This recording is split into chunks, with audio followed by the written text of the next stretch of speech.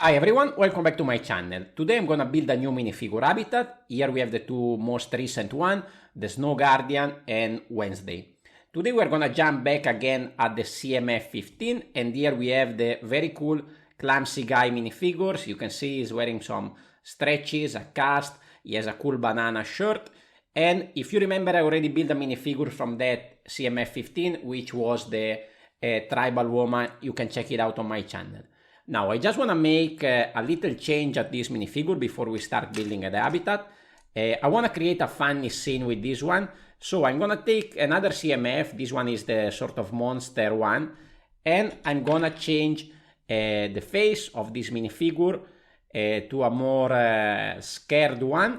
Because this clumsy guy is going to have another accident with a banana. So what I'm going to build here is a sort of food store kind of thing to where this clumsy guy is gonna have another little accident. So over here we have our 8x8 base. I already built up a little bit of, let's say, the road outside of the store, and now we can start to add a little bit of details. So here I just need to continue to build up the floor on the inside of the store. This is gonna be the outside, and then I'm gonna add a door, a corner door over here. Here I'm using some stickers that says food market. Here we have another little one. These are from the extra sticker sheet. They don't work super well on a transparent surface because they are also a little bit transparent. But I think is good enough, and the final effect of this scene works pretty well. So here we have this corner entrance to the food market. At the back there I'm gonna add another couple of tiles to make it smooth. Now on the right side is gonna be very simple build. I have two small windows with another couple of stickers. Here we have some price for some fruits, and over here it says organic food. Here I try to add a similar color scheme to the one in all the stickers, so we have a red and green line at top and bottom. A little bit different is on the other side. So here we have the first base, and then I'm gonna leave a gap over there for something that I'm gonna add later on. I'm gonna build here a bigger window.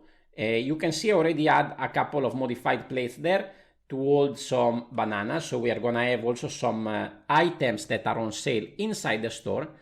And I also added a few additional plates and tiles to add another couple of items. These are from some Harry Potter, and I'm using it here as some sort of maybe oil or honey or something that they can store in this kind of market fruit store. This is gonna connect left and right over here, leaving a gap at the bottom that I will show you in a moment. Here we continue with the pattern that we have with these stripes in green and red, and now with a few wedge plates and a brick. I'm gonna fill up the corner nicely, and then again on top I'm gonna block everything together, so these are now pretty solid. This is not gonna be connected, but I had to use these ones, these corner tiles, to finish up the top here, and I didn't have any of the triangular one. Otherwise I could have maybe connect these in a different way, but anyway, I think this is good enough. Even if it's not super well connected, I think it works well anyway. So now you can already have an idea of the scene that I'm building with this store. Now before we add the clumsy guy, let's add a couple of food items on the side. So sometimes these fruit stores, they have all their fruits showcased on the outside. So here I have a little crate with a watermelon that is gonna be over here. You can see these are not connected, but I just added a few studs, so this can just sit diagonal, and it doesn't need to attach to many other inch plates, otherwise everything will come off a little bit bigger. On the other side I have a bigger crate, and because this is bigger, I didn't want this to come out too much outside of the store, otherwise I wouldn't have space for the minifigure. So I'm gonna sit in between these studs, and then it's gonna lean a little bit inside the wall. But once it's connected there, then you cannot actually see any gap. So it feels like it's a particular kind of crate that is just sitting there against the wall. So it doesn't look weird. It looks like he has a particular shape made for the fruits. In this case, we have pumpkins, we have pineapple and other stuff. Okay? Now, to make the scene, we need to add our minifigure. So here I think we are gonna make him sort of fall. One of the stretches is going up. Here we don't need to use a minifigure stand, but we can just use this one to connect to the jumper there as if he's falling. So I think this is a pretty good pose.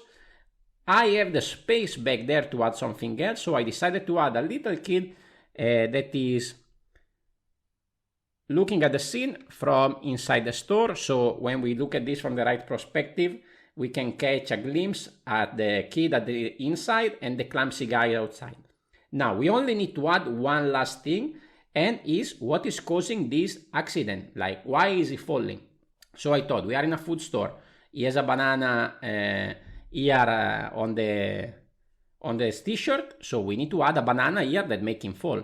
The problem is that I cannot use a regular banana like the ones that we have here for minifigures, because they are actually massive. Imagine like this banana in the hands of a minifigure is like you are holding in your hands a banana that is 2 times your body. So it's really weird size for minifigures. So I decided to use this. So this is actually a flower. It's a flower piece, one of the a little bit more recent one.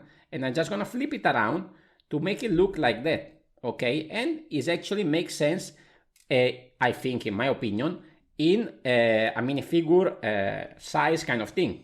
So we cannot have the giant bananas with the minifigures, but I think this makes way more sense. So let me know, guys, what you think about this decision of using this flower upside down. I think it's a clever solution, but maybe it's just me. You can let me know in the comments down below if you look at this scene and it gives you the right idea. I'm gonna put now also a picture on screen so you can see actually how it looks from a lower perspective, so you can catch a little bit better how the scene works. Anyway, this is my latest habitat.